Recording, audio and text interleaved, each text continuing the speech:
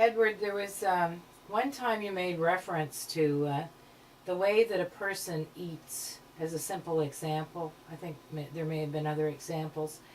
That anything in our lives could be taken as an example of our whole life. Like if we gulp our food down or stand up eating it or whatever, it would indicate that we're always in a hurry and that we do everything in a hurry. And if we eat slowly and in moderation and so on, that we maybe have a more moderate life or balanced life or something along that line.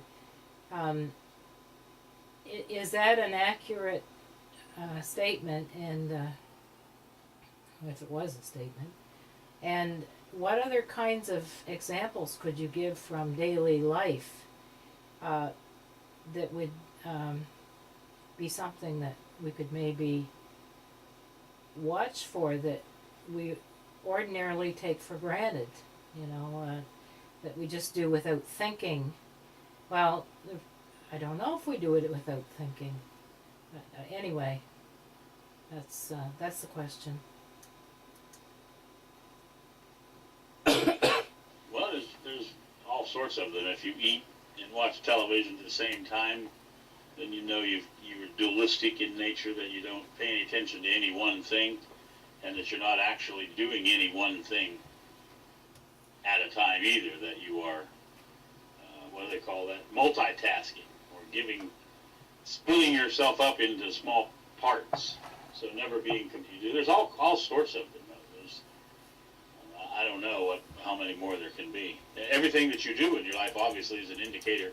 Everything you do externally is an indicator of your internal way of being. A hugely messy room and desk or car or truck would indicate the condition of your internal brain function. All sorts of things.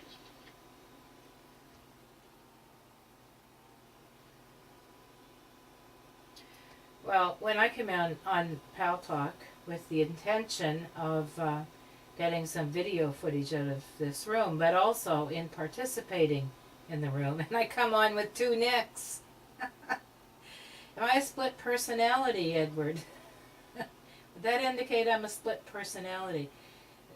Maybe the redeeming, now see, I'm answering my own question here, the redeeming factor here is that I listen to the videos later.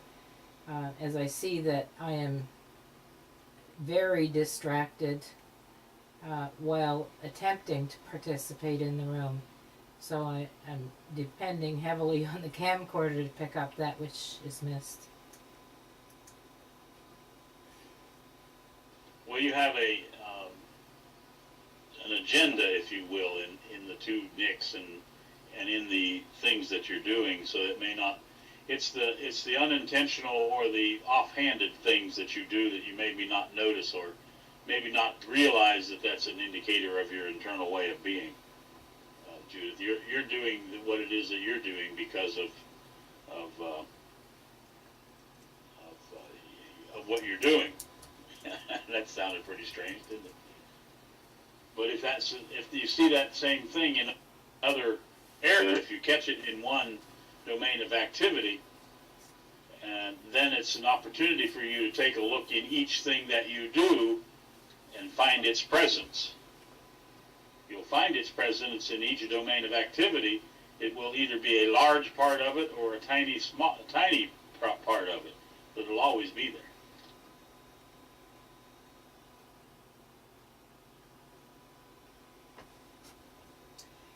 I see that, Edward, and I have been observing those kinds of things. There are some things I can't really pin down.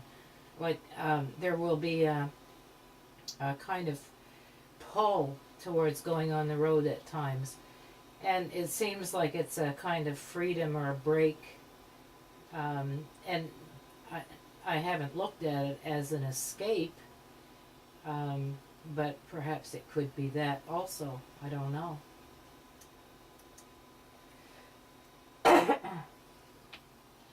That's something you need to discover. The probability is that it is. I don't know either, though. Dutchie Senior, welcome to the room. You're running a little bit late getting in here today, big boy. The other thing about what it is, I guess you have discovered, Judith, that doing what it is that you're doing affords some discoveries that you probably would not have had otherwise, because you're listening in a different way. Out of necessity, you listen in a different way. Out of necessity, and then out of choice. I don't know about that word choice, but after the videos are all up, listening happens, and it's not out of necessity. So they're both there.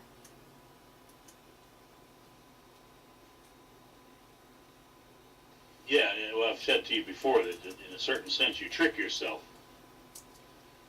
Attention is somewhere else while you're doing perhaps what it is that you're doing, and then the words sneak up on you. They enter you without realizing it, something like that.